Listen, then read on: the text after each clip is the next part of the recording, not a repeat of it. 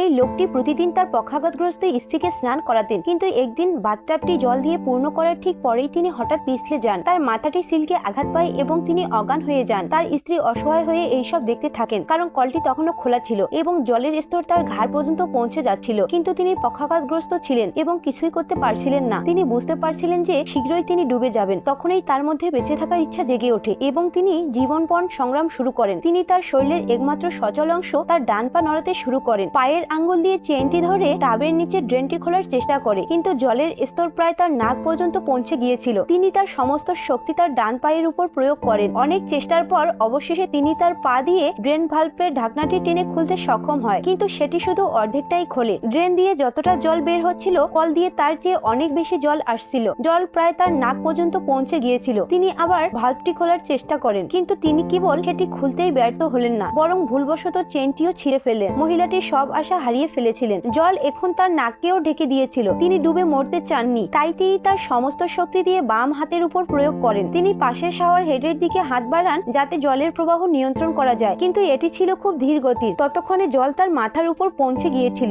এই সংকটের মুহূর্তে তিনি পূর্ণ শক্তিতে কলটিকে ঘোরানোর চেষ্টা করেন, কিন্তু এতে জলের প্রবাহ মাত্র সামান্যই কম ছিল। এই গতিতে জল শেষ পর্যন্ত তাকে ডুবিয়েই দিত, কিন্তু তিনি তখনও হার মানার পাত্রী ছিলেন না। তিনি ধীরে ধীরে তার ডান পা জলের উপর তুললেন। এরপর পূর্ণ শক্তিতে লাথি মেরে ড্রেন ভালভটি পুরোপুরি খুলে দিলেন। জলের স্তর ধীরে ধীরে কমতে শুরু করলো। কিছুক্ষণ পর অবশেষে তিনি তার মাথা জলের উপর আনতে সক্ষম হলেন। তার দৃঢ় ইচ্ছাশক্তির মাধ্যমে তিনি নিজের প্রাণ বাঁচালেন। আর সবচেয়ে অবাক করার মতো বিষয় ছিল এই যে মৃত্যুর এত কাছাকাছি অভিজ্ঞতার পর তার সারা শরীর পুনরায় অনুভূতি ফিরে এলো। তিনি দুই হাতে টাবের কিনারা ধরে নিজেকে উপরে তুললেন তার স্বামীকে দেখার জন্য, কিন্তু অবাক করার মতো বিষয় ছিল যে তার স্বামী যিনি মেঝেতে পড়েছিলেন সেখানে তিনি আর ছিলেন না।